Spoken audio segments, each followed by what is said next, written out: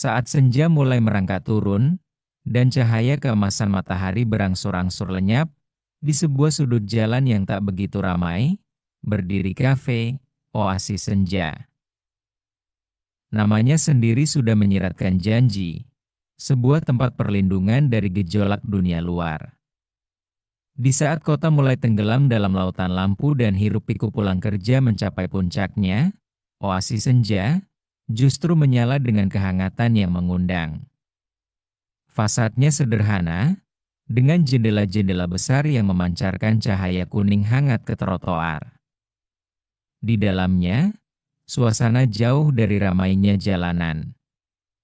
Alunan musik jazz yang lembut mengalun pelan, nyaris tak terdengar, hanya berfungsi sebagai latar yang menenangkan.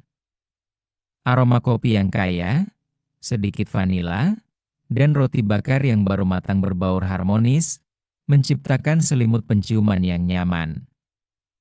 Dinding-dindingnya dihiasi lukisan-lukisan abstrak berwarna pastel, dan pot-pot tanaman hijau menambah kesan segar. Kursi-kursi empuk dan meja-meja kayu dengan lampu gantung remang-remang menciptakan sudut-sudut pribadi bagi setiap pengunjung. Di salah satu sudut, Arka, seorang desainer grafis yang seharian berkutat dengan layar komputer, menghela napas lega. Punggungnya yang semula membungkuk kini bersandar nyaman di kursi beludru. Garis kerutan di dahinya perlahan melonggar seiring uap tipis dari cangkir americanonya yang mengepul. Baginya, kafe ini adalah ritual harian. Ia datang bukan hanya untuk kopi, melainkan untuk membilas sisa-sisa stres, untuk membiarkan pikirannya yang kalut mengendur. Ia hanya duduk, menatap siluet pepohonan di luar jendela, membiarkan keheningan kafe meresap ke dalam dirinya, mengikis penat sehelai demi sehelai. Tak jauh darinya, seorang wanita muda bernama Lina, dengan tumpukan buku di sampingnya, sedang menyelesaikan bab terakhir novelnya. Di sini, di Oasis Senja, ia menemukan konsentrasi yang tak pernah ia dapatkan di apartemennya yang bising.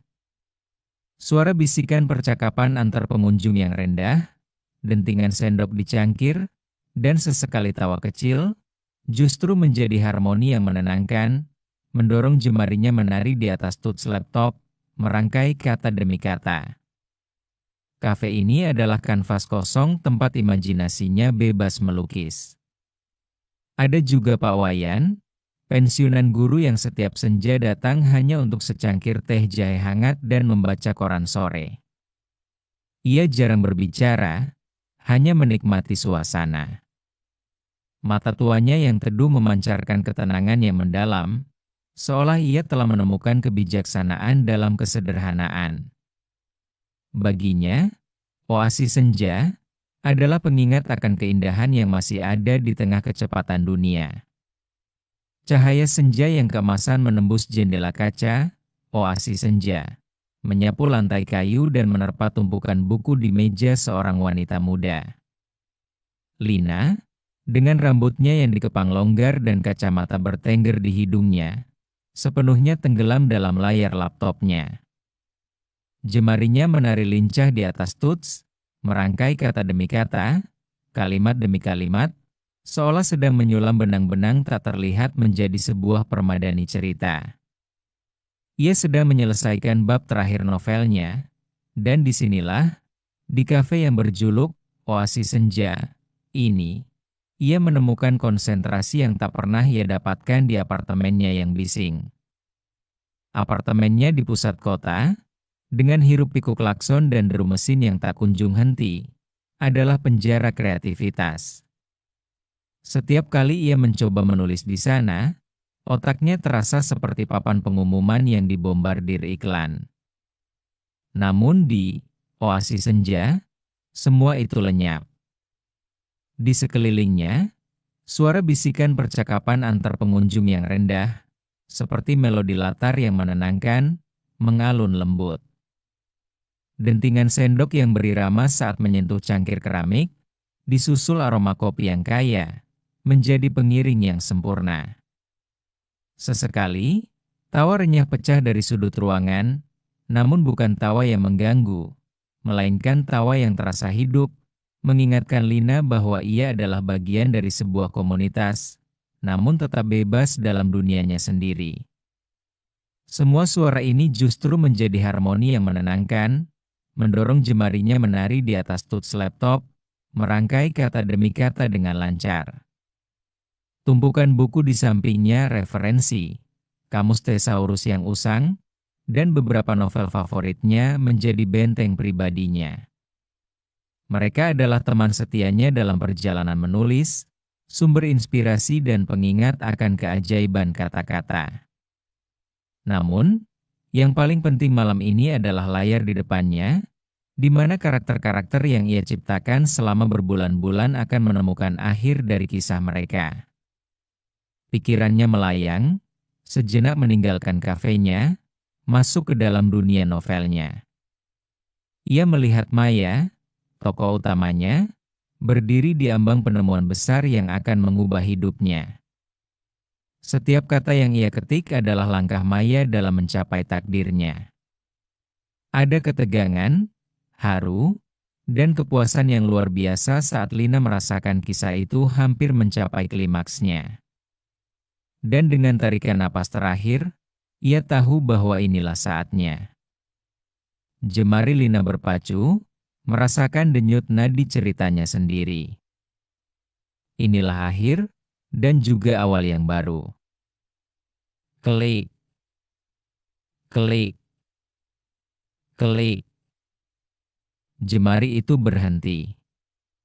Pandangan Lina terpaku pada dua kata terakhir di layar, the end.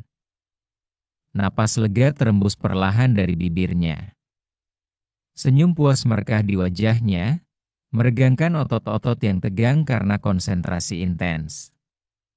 Ia bersandar, memejamkan mata sejenak, membiarkan harmoni, oasi senja, membersihkan pikirannya dari sisa-sisa dunia fiksi yang baru saja ia tinggalkan. Ketika matanya terbuka, ia menatap sekeliling kafe yang semakin remang diterpa cahaya senja. Kafe ini adalah kanvas kosong tempat imajinasinya bebas melukis.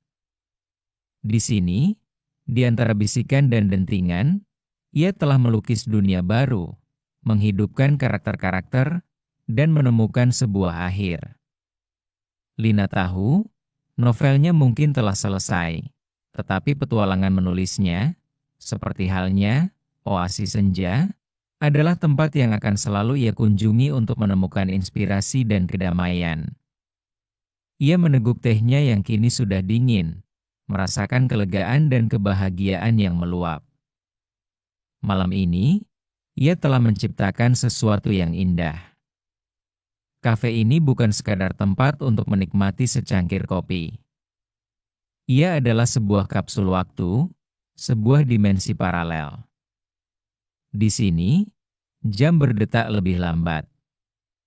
Kecemasan masa depan dan penyesalan masa lalu seolah lenyap, menyisakan hanya momen kini yang tenang.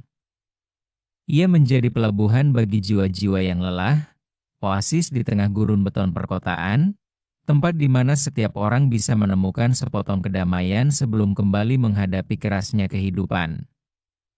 Dan setiap senja, oasis senja, akan selalu ada, menunggu untuk merengkuh mereka yang mencari ketenangan.